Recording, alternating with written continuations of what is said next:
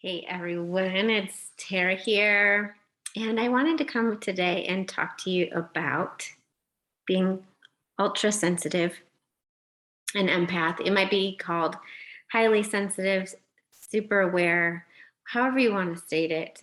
It might just feel like you're super emotional and people are just always saying like you're a bit much and you're overwhelmed with situations that you go into. And so I wanted to talk about that today because whether you are in your 60s or you're 16 or 13 or however old you are, it's really important to realize your gifts.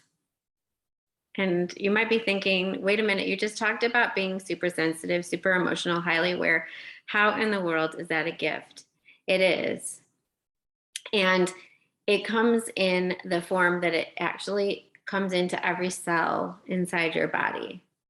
And it can absolutely overwhelm because you're picking up on radio frequencies of vibrations from other people that you're not even aware that you are. And so it might be in your house. It might be in your house where you say to somebody, "How are you doing today?" Because you can sense that maybe they're not doing so great. And then you find out that, or you think that you find out that you're totally wrong because they say, "I'm fine."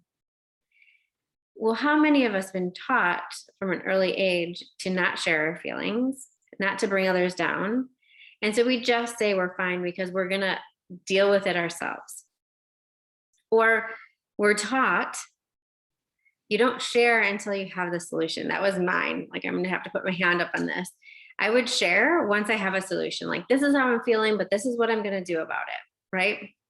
Instead of just saying, I'm off. And I may not even know why I'm off, but yeah, I am off. As a highly sensitive, highly aware empath, I've actually had to give my kids permission to call me out on my offness and not get defensive about it. And I have found that that's really empowering. It may sound like I'm giving them permission to judge me and to call me out so that I can feel wrong, but it's actually the opposite. So there's times where like I just get a bit crunchy. And especially my oldest son will say to me, "Hey mom, what's going on? You're a little bit off." And that's generally the words that he uses. "You're a little bit off," or you're like a little bit And I go, "Oh my gosh, thank you." Key, right? Because it can feel like a really deep poke when somebody says, "Gosh, you're off. Like, what's your deal?" But when you immediately say thank you, they also deliver it in a different way going forward. They deliver it in a way that's not so combative. It's like, "Hey, here's just a gift.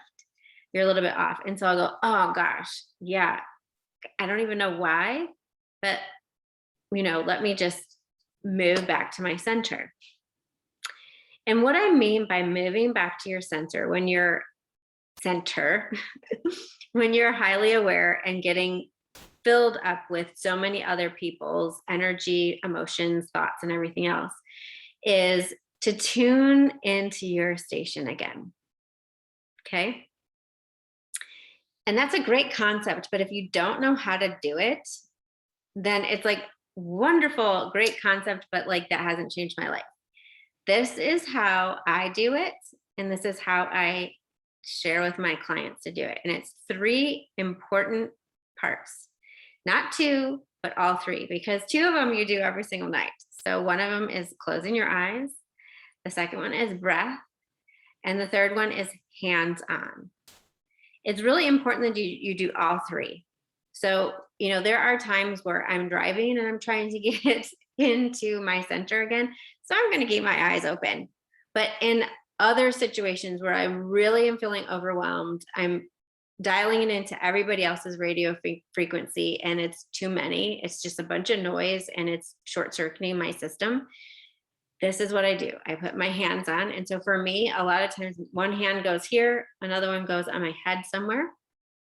And so I usually find where when I put my hand there, like it's almost as if I just settle into my body again.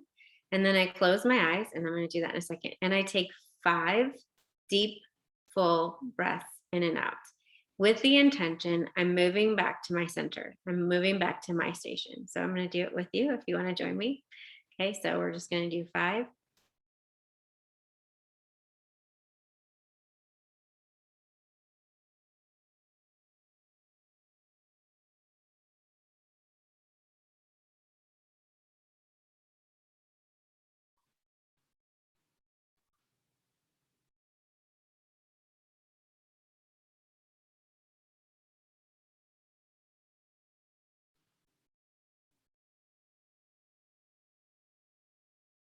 So I kind of did my 5 a little bit fast just because generally I'm not alone doing it for other people. But as you probably could tell by doing it yourself, there's something that just happens as your body settles into itself. And by closing your eyes, you move away from your brain and you move into your body, because that's really what we want to start happening. Is we want to get in touch with the deeper wisdom, with the beingness that we are, with our own station, so that we can function from the best place. When we're constantly tuned into everyone else's frequency, it's hard to decipher what ones we need to do something with, what ones are just like too much noise, and where our internal voice is, where our own emotions are. So there's a lot of adults as well as teens and preteens who are overwhelmed with everybody else's stuff and they don't even realize it. So moving back to your own frequency, to your own station, and to your center helps you to realize, okay, this is where I'm at. It gives your limbic system a break, and it allows your cortisol levels to go down, and you just get to center in on yourself.